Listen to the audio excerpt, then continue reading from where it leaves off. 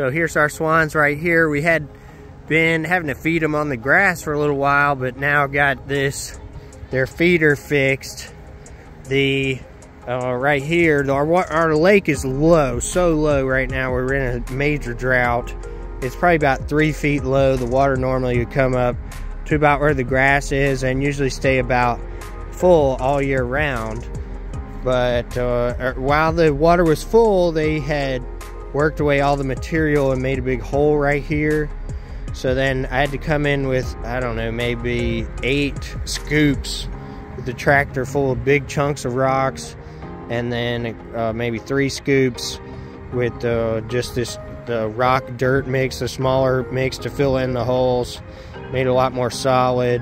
Now it's easier to load it as well with feed. So this is a dog feeder that was advised to me from the people we got the guy we got the swans from. And then it can be raised and lowered, but the way the lake was so low and that hole was there wasn't really working for them. So adding all that, they started using it again. They just ate it all. I'm about to refill it, but this thing works pretty good.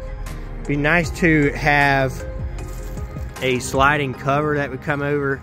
You can see this lip got a little bend in it, so when it does rain, which we haven't really been getting any, sometimes a little bit of water comes in there and we'll lose a little bit of feed to mold, and I gotta just hand pick it out.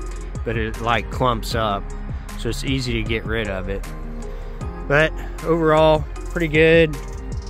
Happy to have that. They really need to be by their water source when they're eating for them. So they eat a little bit and then they take a big gulp of water. Helps them a lot. Ideally, the water would be higher and they can just take a bite of food, drink the water, and over again.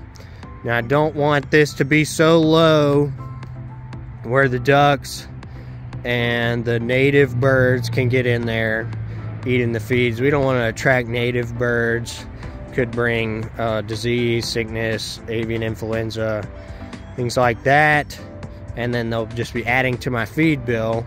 Main thing, the Canadian geese, which we haven't seemed to really have them as bad as when a few years ago, before we had our birds, Canadian geese would be a lot worse. But I believe our free-ranging birds are eating what the Canadian geese would be eating, so they don't really stick around. But there's our swans, Forrest and Jenny, and they're really cool. They won't let you really get that close to them, but they're awesome. Feed her up close.